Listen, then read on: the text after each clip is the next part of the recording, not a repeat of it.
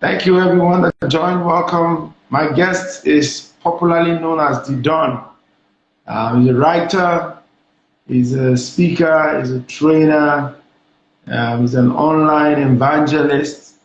And today he's going to be sharing with us his journey and then how he has won in his journey with customer service. Because the whole idea of this program is to show how we have gotten ahead with customer service. JBT Prince, welcome.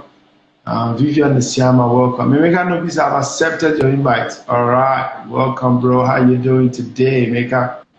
Thanks, Segun. I'm glad. Thank you very much. I'm still in my parents' house, so I'm hiding somewhere in the room, somewhere around in the house, right? I understand. Your holiday has started already because you say you are. No, no, it hasn't. I'm still going back. I'm still going back tomorrow, and then it hasn't actually. Yeah, thanks, man. Definitely, mama's boy. You go suck breast small. I'll be from grandma from mama. The woman no green you know green side don't grow. Now, so well, let's go on quickly. So I heard of your journey on how you started in oil and gas and how you moved from oil and gas to starting your own business. Anybody who has followed you, I've heard you shared so much on that story, but I know one or two persons who are here, maybe following from my end, have not heard about the Emeka Nobis story. So tell us a little about your background, how you left, what prompted you to leave, and how you were able to, go through that journey. You know that today, I usually tell people that I would have still remained in paid employment if things didn't change at the company where I was working at the time. The only issue I had at the time I was working was that I could not really do trainings during weekdays, but I could do trainings on Saturdays and on Sundays. So the company gave us quite some good leverage and opportunities, and let me call it leverage. So we usually get 3 days free every month, every last Friday of the month, and then up until Monday we got them free. But because of the crisis that began to engulf the oil sector around 2014, 2015, the company decided to tighten a few things, and so they slashed away those 3 days and made it 1 day, which was still also good. And then from 1 day, they removed it entirely and gave us the option of always asking for permission to be able to go on holiday. What happened at the time was that, imagine in a department of 15 people or 16 people, and you are the only one every month you're signing to go on leave. It didn't really all go well with me at the time. So it looked like as if I was the black goat, Black sheep. The black sheep of the entire unit. But it was a beautiful experience while I was working. What made me to start thinking about resigning at the time was the fact that I identified my gifting and let me call it my talent. So I could write, I could speak, and I began to utilize social media to be able to share my thoughts, my words. People started inviting me to speak at their events, to speak at their conferences, to speak in church. And demand started increasing. Demand for my time, demand for my presence started increasing. But everything boiled down to me identifying the fact that I could write and then I could speak. I still feel that I'm not still very good at speaking in my voice, though. But then I can write so excellently well. And so I began to share my thoughts using social media, basically Facebook, and people began to invite me, people began to fraternize with me and all that. And that was how I began to decide. I made a decision that I was going to resign. That decision started out in 2006 when I traveled to Italy to be trained by the company. I came back 2007, then I continued working. So what I did was to plan my exit. So I said to myself, I was going to work for the company for 10 years, and then I will take my exit. And so from 2006 to 2016, I was working for the company. But between 2006 to 2010, I wasn't really clear on the path. I knew that I was going to be known for something, but I wasn't still clear. I was confused. So at that point, I started connecting with coaches like Steve Harris, Felajiro Toye to hone my speaking skills. I began to connect with other writers who are doing amazingly well to improve on my writing skills. And between 2006 to 2010, I was able to say, yes, this is the path that I really want to go in. And so I gave myself between 2010 to 2016 to be able to do the things that could help me to transit, which included exposing my brand, which included increasing my influence, my popularity, and then developing products that people will buy into. So it's not about you becoming popular and all that. All right. Do you know, Segun, do you know that I decided to start making money from live streams? Like as you are hosting me now, I pay you to host me. Do you know?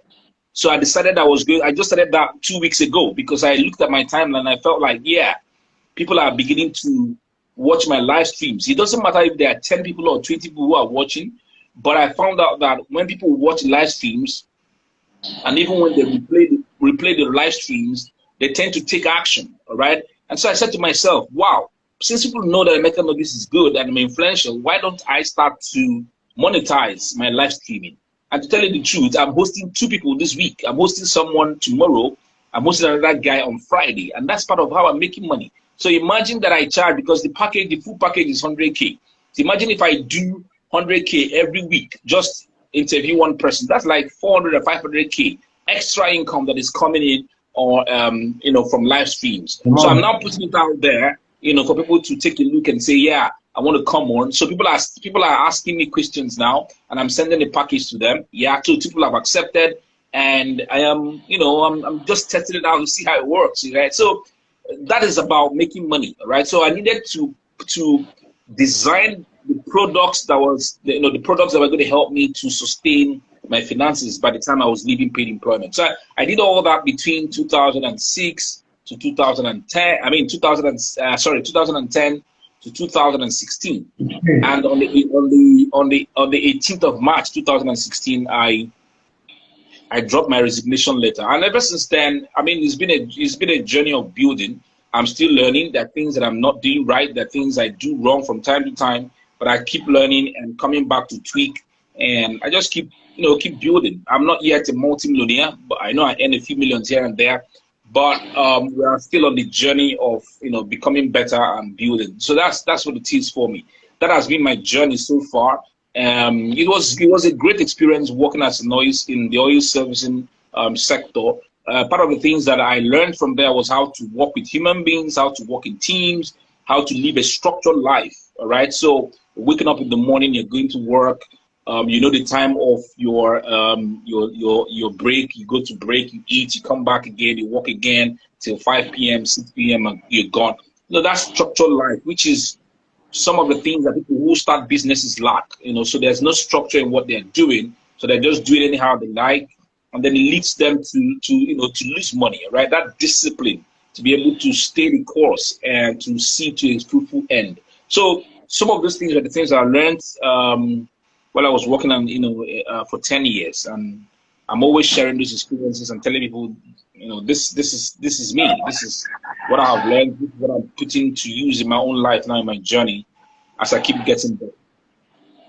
Good. I like that you shared that, because for everywhere that you walk, there's always something to learn. There's always a lesson to learn. You make money, of course. You make connections, and you also learn new things. Like you said, you learn discipline and structure from the oil and gas industry.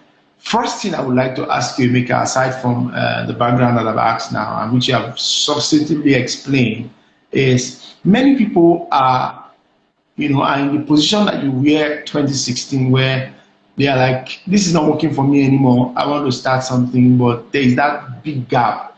You went in with both legs. You jumped in with both legs, left the job and moved.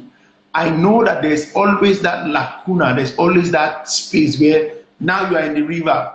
What is happening? What you expected did not happen. How are you able to manage that, that vacuum before you started floating again? No, so you see the thing. For me, I say my life.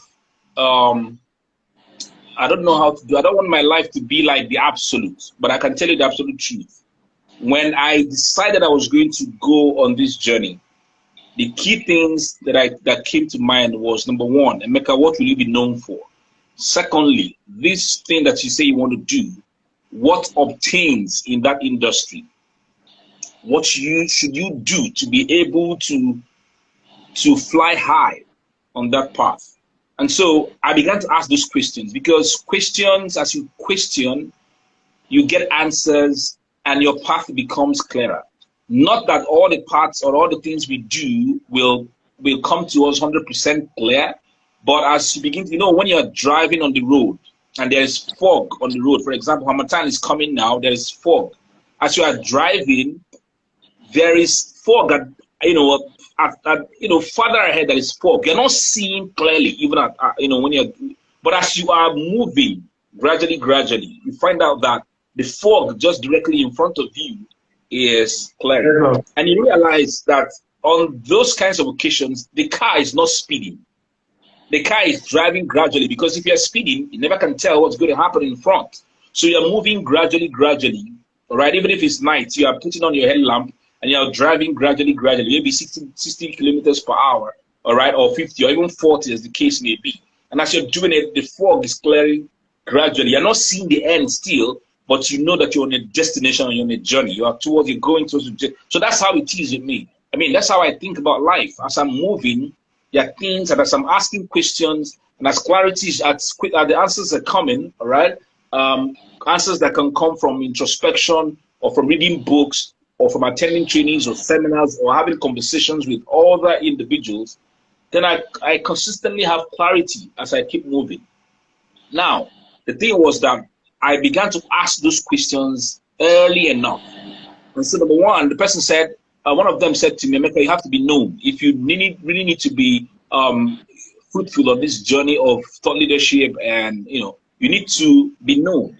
And so I began to do free conferences. I began to do free meetings. I did meetings in people's houses. I did meetings in the pastor's offices. I did meetings in plazas. I was all over, because I needed people to know who I was. I remember a year that I did 7 cities in a year.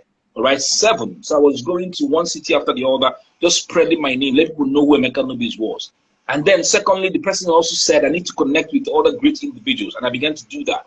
Another individual, Big Table Bass, said, Emeka, you have to think about the income streams. Where will money come from? So you see, I was asking questions early enough, and I was receiving answers. Real life answers, not idealistic stuff that have no pragmatic foundation. So I was asking real questions. I was getting real answers that were practical. And so when I left, to tell you, the first 2 days that I dropped my resignation letter, I went to the office. I was like, guy, you should say you well, so you should say this. Are you sure you're not going? But there's one thing with Saipem. The moment you drop your resignation letter, they will give you 24 hours to make up your mind to come and withdraw it back or to allow it be. So I was struggling with myself for those 24 hours. But at some point I said, no, Emeka, you have taken the decision, stick to it. And so after 24 hours, they processed everything, and I knew that there was no going back anymore. So, but the thing was that by the time I left paid employment, I remember the first day that I woke up and I wasn't going to work. Man, it was all, the happiness and joy. I was like, man, let me be this. I walked onto the street. I was like, man, let me be this. All as they go work, I don't go work. This kind of things, Yeah. And so that was when the reality hit. I knew that nobody was going to pay me at the end of the month. Salary wasn't going to come in. Emeka, you're now on your own. You have to start making money for yourself. Boy. But I knew that I knew I had products. I knew that I was good at what I was going to do. I was good at the time. So there was a mix of fear and faith at the same time. Fear and faith and hope, at the same time, just in a mix and all that. So when there is dampening, I will just motivate myself and say, Emeka, you can do it. You can do it. Go ahead, you can. You can, And what happened was that I was balling, really. After I left paid employment, I was balling for about 3 months, Some individuals who saw that I had resigned, some of them came to me and they wanted to listen to me how I was able to do that. Some individuals wanted me to coach them. So I was charging 70,000 naira per month to do coaching back then. I think I realized at the time I had like 6 people who were paying me 60K every month at the time, as far back as 2016, that period. But after 3 months, it looked like, things just began to go the clients, they didn't want to sign up. They didn't want to extend their coaching sessions anymore with me. Some of them that I was working for, they said they didn't want to move ahead anymore. Man, that was when I now experienced my first dip, right? My first dip. So I went down in terms of finances like that. But I stayed in a dip. As I was there, I was still thinking about the next step, the next move I was going to make. So I began to develop some new products, cheaper products, 1K, 2K kind of stuff. People started buying and all that. And then gradually, I started coming back again, gradually, you know. And then today I'm experiencing other means of earning income. As I told you, the live stream thing, you know. So it's just the way it has been for me. It was a mix of, and the truth is that from time to time, even on this journey now, there are some days I wake up and I feel low in spirits. You know, I feel like, guy, you have not really done stuff.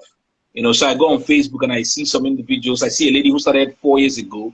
Today she has cars and she has mansions. And maybe, I mean, there could be other things that she's doing. You know, and the painful part is that I can't even go to and ask her, baby, get other things where you do where you're supposed to tell me. She been at this money thing where I know what's up. You get, make I know what's up now. Make I put my hand, you know, make I they drive this kind of car where they drive. You know, those kind of things. Make it cut soap for you. Make it cut soap for me, you know, because we're not that close. So I'm not really able to go and ask her those kind of questions. So there's some days even we know we are doing well, but we wake up and we're like, gosh, I'm not really, I don't think I'm still, you know, so, but it happens. It just makes us know that we are humans.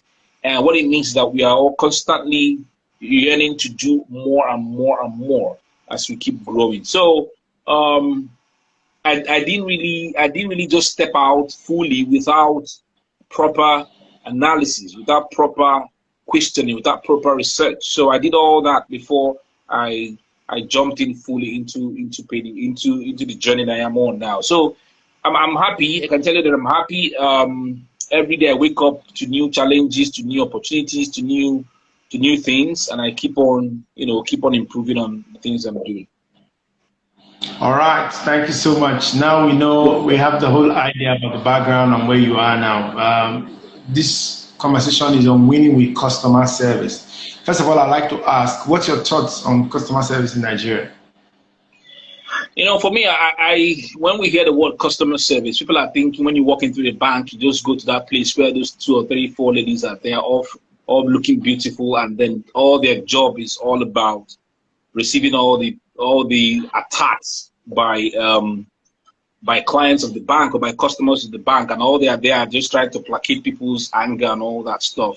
No, but that's not what it means. Customer service, for me, is the totality of the entire experience. If somebody walks into my office, how do they feel? If somebody walks in and sees me talking to my staff, how would the person feel? If the person walks in and see how I'm barking at my staff and I'm talking down on my staff, the individual will start thinking, if I give this guy this job, is that the way we're going to be quarreling and he'll be barking at me? So it is the totality of the entire experience when people connect to your brand, down to even your symbolisms. I can tell you that people attend events when they see me on the flyer. Just my face on the flyer, which my face is a symbolism of my blessedness, symbolism of my greatness, symbolism of my awesomeness, symbolism of the value that I bring, symbolism of the greatness that I exude, you know. So when they see me on the flyer, they want to attend because Emeka Nobis is attending. So it's the totality of the entire experience that somebody has with you, you know, when they connect to your brand, even down to your pictures, down to your environment. Like when somebody walks into your environment, what do they experience? Like if I walk into a hotel, I mean, Segun, sometimes in our houses, we can see rats. We can see rats run away. I mean, run from one place, one hole in the house to another, and we excuse it. We say, fine. I mean, we have food in the house. Maybe rat just came to chop. But then imagine you check into a hotel, and as you're just dropping your bag, as you just want to lie down on the bed, see one big rat that just ran out from under the bed. Guy, that's a bad customer service experience. So I wouldn't even want to stay in that room. I can excuse rat in my house, but I cannot excuse rat in the hotel room. Do you get what I mean? So you have to intentionally design the entire experience, all right, to make a customer feel connected to the brand, feel at peace with your brand, feel inspired by what you're doing, feel hopeful by what you guys are offering. That's just what, for me, customer service experience is. And it's a continuous journey. It's a continuous journey. There's sometimes we falter, and then we learn from the experience, and then we get better, and then we keep improving. That's how it works, all right? I'm not saying I'm a perfect guy. I'm not a perfect guy. I have angered some individuals, or on this journey of trying to deliver value. Maybe sometimes in terms of time of delivery of their jobs. Sometimes in terms of me having time for them to engage with them, and that's why as I keep growing, there are certain things I drop. Like I don't do coaching like that as I used to do before, where my time is always there. I'm interfacing with the client. No. Now I do more of strategy sessions. So you come and do 1 hour, you go. Come and do 1 hour, you go. That thing of I'm waking up, I'm coming to you, I'm trying to know what you've done and all that. No, I don't do that anymore, because I found out that I started because of a lot of things that I'm doing now. I started lagging my time of engagement. So when it's strategy sessions, I know that it's 1 hour. I fix it up on my schedule, my Calendly, and then I do my Zoom sessions, and I off and go. All right. So as we keep building gradually, you start to put away the things that you cannot do anymore, because you want to give of yourself. You want to give the best essence of yourself, so that people, when they connect to your brand, they feel all these great emotions inside of them that will make them to talk good about your brand, to come to say to other individuals, man, this guy's amazing, this company is amazing. Go work with them, go have stuff to do for them. So that's what that is not customer service. Is not about complaints, because that's what people, when you go into the bank and you see that banner over there, customer service, and when you go there, it's always about complaints and complaints and complaints. And so when somebody sets up a company, they say this is the customer service department. But no, that's not what it ought to be. Right from the gate, right from if you have a gate man, right from how your gate man talks to the people who come to the gate, that is customer service. So when somebody comes to your gate and your gate man just sizes the person up and says, man, that decrease, within the worry, why they bang gate like that? They're mad. That is already a poor customer service experience, even before the individual gets into the bank or gets into your organization. Do you get what I mean? It's already a bad customer. So that's why sometimes when I see people train their staff, they leave out the gate man, but not understanding that gate man is even the first port of connection to someone who doesn't know your brand. The way the man talks can like, man, even your toilet self, like when you go to certain places and you go into the toilet to go and pee, it's a reflection of, how you consider your customers great enough to even pee in something that is neat enough. Do you get what I mean? So that's just the way it is for me. Yeah. Awesome. Thank you so much, Emeka. I'm going to ask you finally, how have you been able to use customer service to stand your brand aside from every other? All right. For me, I tell individuals, one of the things that stands for me, I tell people, is that if Emeka Nobis takes 1,000 naira from you, because you know what happens in our industry, in the knowledge industry, that guys who have become big, that they can charge you 50K for a session, and then you now become the individual chasing after them to even have the session, and they will even come back and tell you, ordinary 50K where you pay me, you're not gonna allow me to make an arrest. One of the things that stand out for me, number one is, let me say 3 things. Number one is the simplicity of my work. So I like people's lives are already filled with love. We're already pressured. We are already pressured on a daily basis. And so when you come to my brand, I want everything to be simple. My words, the kind of ways that I do my marketing on social media, the way I break down concepts, make them simple, using storytelling, using very simple English language. I know I can write big words, but for the sake of making individuals to connect, because of too much pressure on their lives, I like to make things simple. Secondly, I am quite accessible. People know that. For every individual that I come across to, I try to leave a very empowering sensation in them, even if they're not buying from me, all right? Even if they don't have the money to pay me. That's why every day I check my messages, I check my emails. So people tell me that, Emeka, you reply messages. Yeah, I say, yes, I do. because you are not expecting me to reply messages because you feel that I'm one big guy, and you're thinking about the big people is that they snob people. So when I reply, they're like, so you reply? I say, yes, I did. They said, even thank you for even replying my comment, or means thank you for replying my message. That's what they tell me. And I know how they feel because I do that. So I try as much as possible to be that accessible and as human as possible. And the last thing is that even if it's 1,000 naira that you pay me, I know individuals who have attended my trainings for 1,000 naira, they're like, this training is not even supposed to be 1,000. I mean, this guy delivered. So no matter the amount of money that you pay me for my services, I make sure that I bring in myself to be able to deliver to the best of my expectation and perhaps your expectation, all right? So these are the things that I can say that are part and parcel of the way that I conduct my business as a personal brand, in line with what I have come to understand, that customer service should be existential and not just something that is designed to be able to deal with people's complaints or their aggravations. So that's it for me. Thank you, Emeka. Thank you so much. So you deal with customer service with simplicity, accessibility, and delivering your A game at every time. Delivery, accessibility, and delivering your A game. Thank you so much for this, and thank you for your time. I can confess that and affirm that for simplicity, Emeka Nobis is that. For accessibility, he's also that.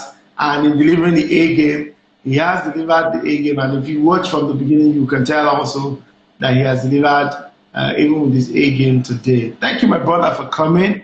Thank you, man. Yes, thank you for sharing with us your customer service experience. We look forward to having you some other time soon to talk to us. I know you